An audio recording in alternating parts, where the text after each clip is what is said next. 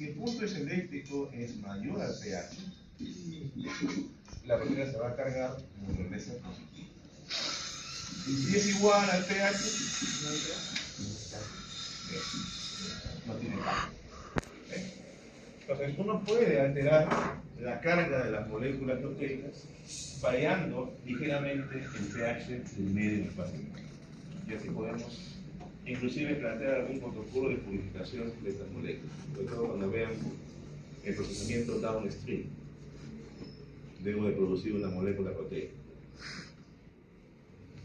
Ustedes llevan upstream, todo lo que es el diseño, pero también tienen que complementarlo con el downstream, la purificación de la molécula. Muy bien. Entonces, de la diversidad de aminoácidos tenemos que establecer algún tipo de criterio para su clasificación. Y esto ya lo discutimos inclusive en la unidad 1, para que no se olvide. Aminoácidos alifáticos: alanina, valina, leucina e isoleucina. Tienen que acordarse la nomenclatura de una letra. Aquí no hay problema, ¿no? A, alanina, B, valina, L, leucina y isoleucina.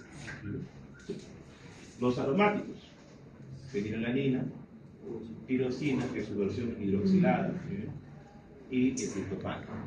El triptofano, su letra es la W, por la estructura aserrada de este heterociclo. Bueno.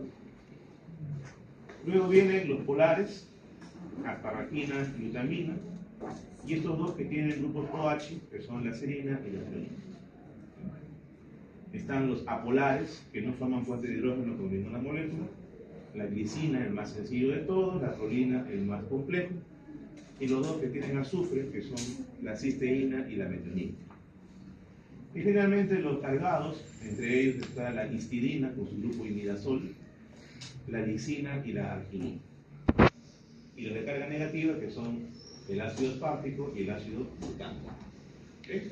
Entonces, no se olviden, por favor, esa clasificación y también las letras que identifican a cada aminoácido. Necesito para poder interpretar la gráfica que vamos a tener. Ahora, la formación del enlace peptídico va a definir, obviamente, que sería una molécula de agua, pero esto obviamente va a depender, uno, de si la estructura permanece lineal o si forma un ciclo. Hay péptidos cíclicos que por su estructura tienden a formar más moléculas de agua que las que solamente se forman cuando se da el enlace peptídico. Pero eso no implica, ¿no?, de que la cadena polipeptídica sea lineal. Uno lo ve lineal porque es una representación gráfica. Vemos que de por sí ya hay cierta polaridad. El grupo amino se protona y el grupo carboxilo se desprotona. Y eso ya genera una polaridad en la cadena. Y a esto que hay que sumarle la complejidad de cada grupo R.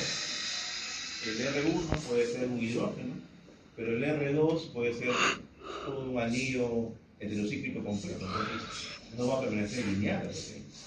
Entonces, para esto, uno tiene que evaluar los enlaces alrededor del carbono alfa central, de este carbonito que está aquí. Aquí dice carbono alfa, por acá. El carbono alfa. Y los dos enlaces que están alrededor, ¿no? Lo que tenemos que evaluar es su nivel de rotación. ¿Cómo se llaman esos enlaces? Si tenemos aquí el carbono alfa central, el enlace que permite la unión del carbono con el nitrógeno tiene un símbolo bien particular. Parece un tridente. Perdón, un cero con su rayita. Ese es el enlace phi. pH. Y el otro más importante es el que permite la unión entre el carbono alfa central y el siguiente carbono. Ese es el enlace, parece un tridente. Es el enlace PSI. Entonces, el hecho de analizar la rotación de estos dos enlaces nos va a permitir predecir cuál es la conformación que va a tener una cadena polipeptídica. Y hay ciertas constantes que nos van a ser útiles para estos fines. Entonces, eso recuerda. Pero también lo importante es saber qué distancia hay entre cada átomo de una proteína. ¿En qué magnitud se mide esa distancia? En A. Muy bien. A. Y la distancia ideal está entre 1 a 2 átomos. 1 a 2 átomos. ¿Qué tendríamos entonces que utilizar para poder observar realmente la distribución de átomos dentro de una proteína? Si ustedes se acuerdan, cuando en biología han usado el microscopio, ¿sí?, y han discutido el concepto de índice de resolución, ¿cuál es esa distancia mínima que necesitamos para diferenciar dos objetos como tal? El índice de resolución de una proteína es de 1.5 a 2 átomos. ¿Qué instrumento me permitiría a mí observar cómo están distribuidos los átomos de una proteína? ¿El microscopio electrónico de barrido? No, el de barrido no. El de El de transmisión. transmisión. Pues vamos a ver, por ahí tenemos que acercarnos, ¿sí? Muy bien. Ahora, este enlace peptídico obviamente es bastante complejo, no vamos a profundizar mucho ahí, pero ¿cómo se determina la secuencia aminoácidica? No es lo que ustedes han hecho en la parte inicial de convertir los nucleótidos en aminoácidos. ¿Cómo yo sé realmente la secuencia de aminoácidos de una proteína? ¿Habrá un secuenciamiento de proteínas, así como hay un secuenciamiento de ADN?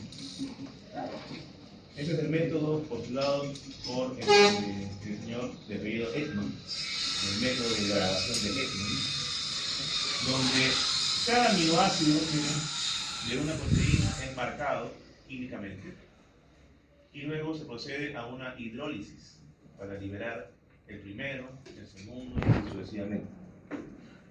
Obviamente este método es bastante consumidor de tiempo y también de muestras, porque no se aplica para todas las proteínas porque tenemos que tener una gran cantidad de ellas.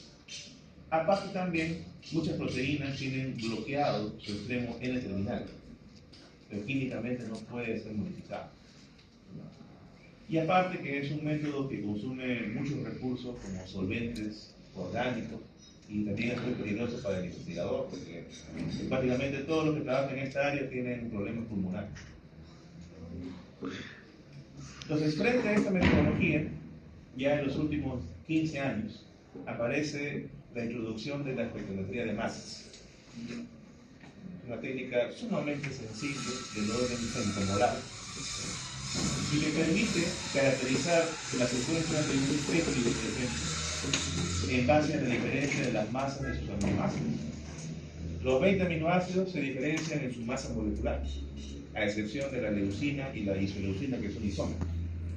Pero podríamos nosotros fraccionar, miren, un péptido y saber la masa de este residuo y saber qué aminoácido es. E inclusive también podemos determinar las principales modificaciones post-traduccionales. Por ejemplo, podemos diferenciar entre una serina y una fosfoserina, que es una modificación recurrente en la proteína. Entonces, tenemos que recordar y manejar estos términos, estos conceptos, para no solamente guiarnos de la producción literal de nucleótidos aminoácidos. ¿Y por qué es importante incidir en la estructura primaria? ¿Será la variación de un aminoácido crítico para que una proteína pierda su función? ¿Un solo aminoácido será suficiente para que la proteína deje de funcionar? ¿Cuál es el ejemplo más claro que tenemos ahí? El de la hemoglobina. La hemoglobina normal tiene en su cadena alfa, en la posición 6, un ácido glutámico. Eso le permite a la hemoglobina ser soluble, ¿sí?, y cumplir con su función de transportar el oxígeno. Por eso los glóbulos rojos tienen esta forma de disco bicóncavo, pues una dona.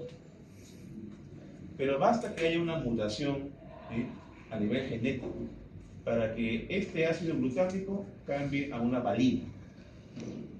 ¿Qué se está perdiendo en ese punto?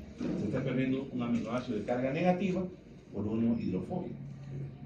Ese solo cambio hace que la hemoglobina pierda solubilidad, ¿sí?, se vuelva fibrosa y la formación de glóbulos rojos cambia totalmente en su morfología.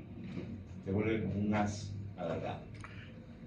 Entonces, por eso es importante, imagínense, si yo pasara por alto esto y me equivocase en el secuenciamiento de la proteína, una información errónea puede dar lugar inclusive a un mal diagnóstico. Entonces, tomen en cuenta la importancia de este tipo de información. ¿Okay? ¿Qué viene después de la estructura primaria? La estructura secundaria. Son dos modelos que hemos visto hace un momento, las alfa hélices y las láminas beta, las que definen ese tipo de organización secundaria. Con respecto a las alfa hélices, recordad que se forman luego de una seguidilla de por lo menos 10 a 15 aminoácidos, los cuales van a orientar sus grupos R hacia afuera de la hélice y se van a estabilizar por puentes de hidrógeno, dando lugar justamente a esta apariencia, si lo vemos desde arriba, como un tubo, con sus grupos R hacia afuera. Y esa formación de alfa hélices se puede predecir porque su composición está definida por un grupo particular de aminoácidos. Entonces, si uno toma la secuencia aminosídica, podemos decir de aquí a aquí hay un alfa hélice. Pero también podemos predecir dónde no hay alfa hélices, porque esas estructuras son interrumpidas por un grupo particular de aminoácidos. El primero de ellos, la prolina. ¿Qué tiene de particular la prolina, como hemos visto hace un momento? La prolina no puede rotar libremente alrededor de su carbono alfa, porque está estabilizado por esta cadena que forma un ciclo. Entonces, al no poder rotar libremente, la prolina interrumpe cualquier tipo de formación secundaria. ¿Y eso dónde lo observamos? Cuando vemos una figura de esta manera, miren, acá está el alfa hélice, abruptamente hay un giro y luego abruptamente hay otro giro. ¿Qué cosa habrá en esos giros? Una prolina seguida de una hélice. Entonces, ahí podemos decir qué tipo de aminoácidos pueden estar presentes en este giro. Luego vienen las estructuras secundarias, que obviamente se definen a un nivel más tridimensional, que son arreglos de distintas partes de una proteína. Podemos diferenciar dos tipos de estructuras secundarias del tipo lámina beta. Las láminas beta antiparalelas, donde una hoja va de izquierda a derecha, luego hay un giro de derecha a izquierda y hay otro giro de izquierda a derecha. Y las podemos diferenciar de las láminas paralelas, donde aquí va de un sentido de izquierda a derecha, por detrás gira, nuevamente de izquierda a derecha y así sucesivamente.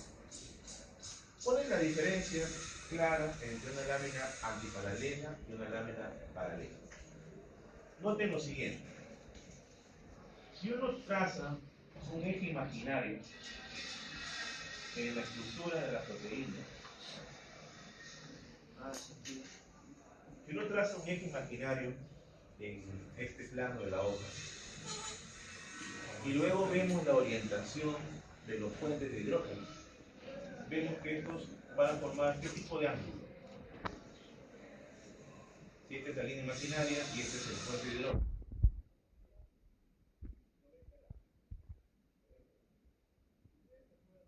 Entonces indica la orientación de 90 grados del oxígeno, el hidrógeno, el carbono y acá el otro carbono, oxígeno, hidrógeno, nitrógeno, es la más estable posible para un puente de hidrógeno.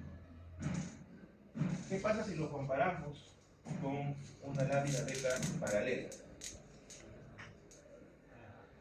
¿Será igual esa orientación? No.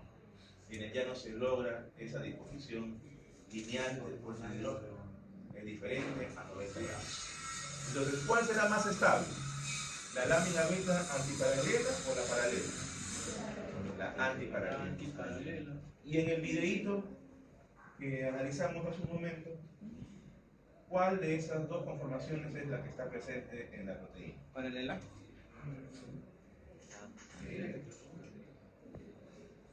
¿Cuál será la conformación que está presente?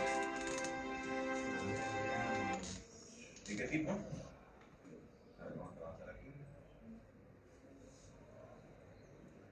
¿De qué tipo es? Antiparalela.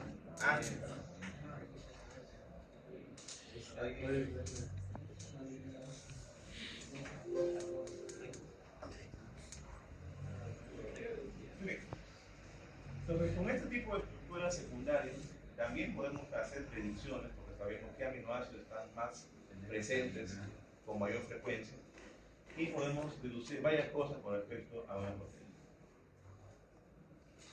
Pero eso no queda ahí. Las estructuras secundarias se van a ir organizando de manera jerárquica, van a alcanzar los llamados motivos estructurales. Acá, por ejemplo, tenemos un alfa hélice seguido de otra alfa hélice, de manera antiparalela. Podemos tener también una secuencia de estructuras de tipo alfa hélice, lámina beta, alfa hélice, lámina beta. Son arreglos estructurales que ya van a dar algún tipo de noción sobre qué función cumple esa proteína. Y hay arreglos importantes, como por ejemplo las proteínas que se unen al ADN. ¿Por qué una proteína se uniría al ADN? Si el ADN es de carga negativa, la proteína debe ser siempre de carga positiva. Ese será el único requisito. Tiene que haber un arreglo tridimensional que permita que esta proteína encaje con el surco mayor y el surco menor del ADN. Entonces, ¿qué motivos estructurales tendrán las proteínas que se unen al ADN? Hay tres motivos en particular. La hélice, vuelta hélice, estabilizada por un átomo de calcio. Los dedos de zinc, estabilizados por un átomo de zinc. Y las cremalleras de leucina, o los cierres de leucina o leucin ciclo, que están estabilizados por leucina. Esos tres motivos estructurales están presentes en las proteínas que se unen al ADN. Y puede haber combinaciones más particulares, inclusive, donde ya se puedan tomar en cuenta a los aminoácidos de carga positiva. Eso es importante, miren, de analizar. Acerca de los motivos estructurales, ¿a qué hace referencia exactamente lo que son motivos? Porque también he leído en algunos papers y no tengo del todo claro el concepto. El motivo estructural es el siguiente orden jerárquico de la estructura secundaria. Obviamente, el número de estructuras va a ser limitado, por ejemplo, 2 alfa X, o una lámina beta y un alfa X. Existe otra jerarquía mayor que vamos a ver en un momento, que es el dominio estructural, que implica toda la proteína. Pero aquí estamos primero yendo del nivel secundario, este sería el nivel supersecundario. Y otro nivel donde también están presentes estas estructuras es a nivel de la membrana plasmática. La membrana es hidrofóbica, por ende las proteínas que están en la membrana tienen que ser también hidrofóbicas. Pero ¿qué tipo de arreglos tendría? Puede haber dos motivos. El motivo del barril beta o las 7 hélices transmembranas. Los dos permiten que las proteínas estén presentes en la membrana, pero las funciones que van a cumplir son totalmente diferentes. ¿Qué función tendría este tipo de configuración beta barril? Serviría como una conexión entre el medio externo y el medio interno. Este es el típico de formación de las acuaporinas. Ustedes están estudiando en biología la importancia de las acuaporinas. Son proteínas que regulan el flujo de agua. Y este otro tipo de configuración más bien tiene que ver con la traducción de señales.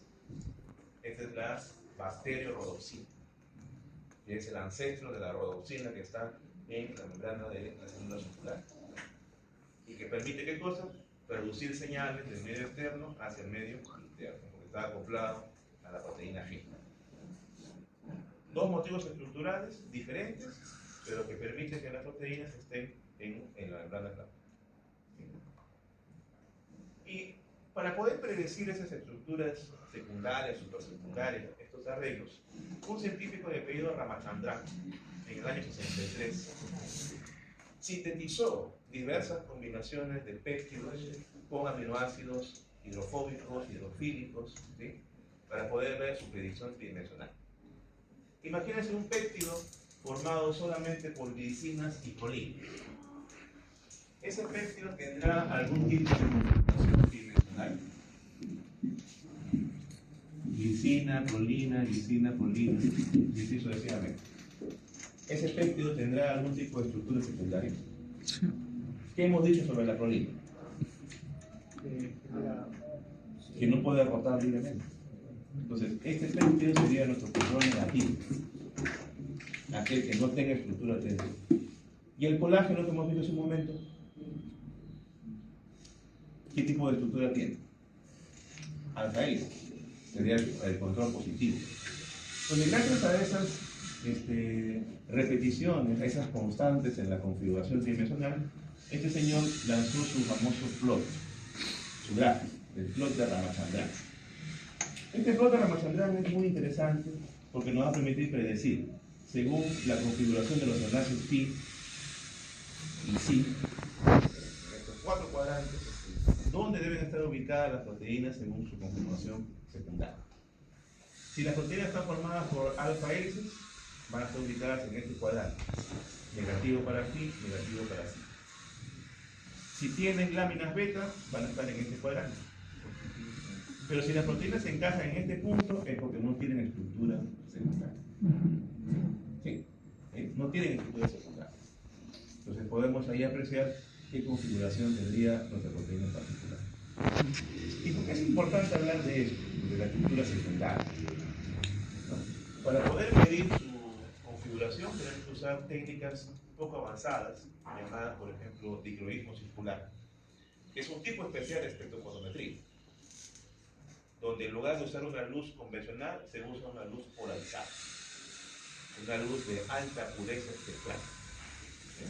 Y esa luz va a ser reflejada de manera diferencial si choca con una alfa hélice, si choca con una lámina beta o si choca con una porción que no tiene configuración secundaria. Entonces ahí podemos ver si la proteína está bien plegada o está mal plegada.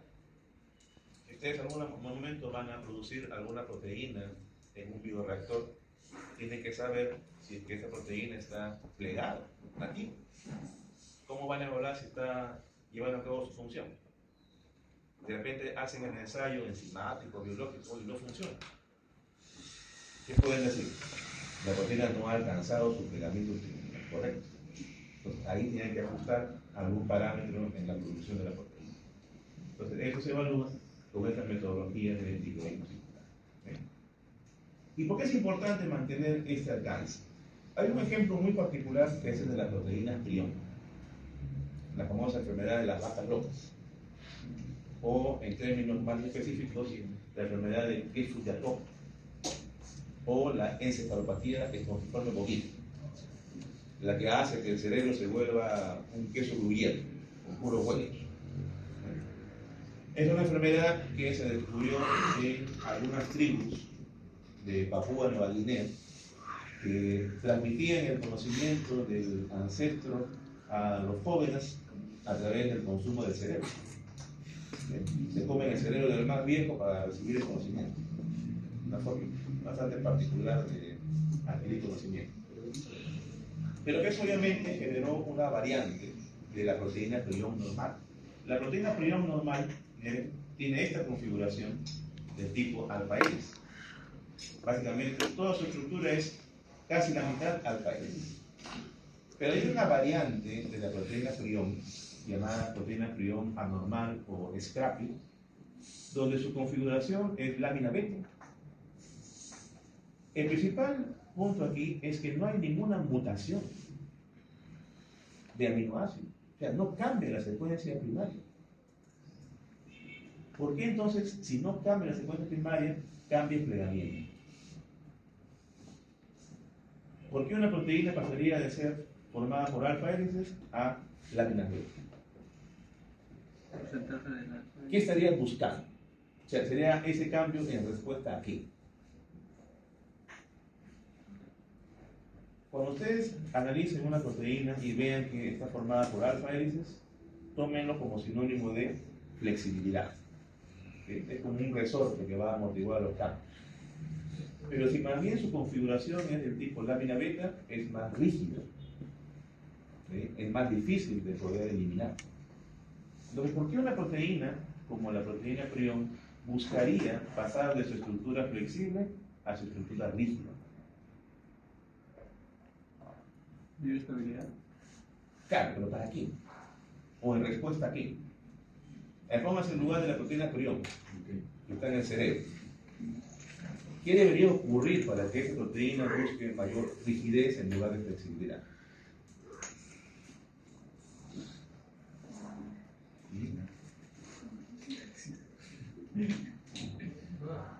Sería debido, por ejemplo, a los estímulos externos, ¿De qué tipo? Hay que ser más específico. ambiental, por ejemplo, si es que la célula o sea, las proteínas priones están justamente expuestas así una vez en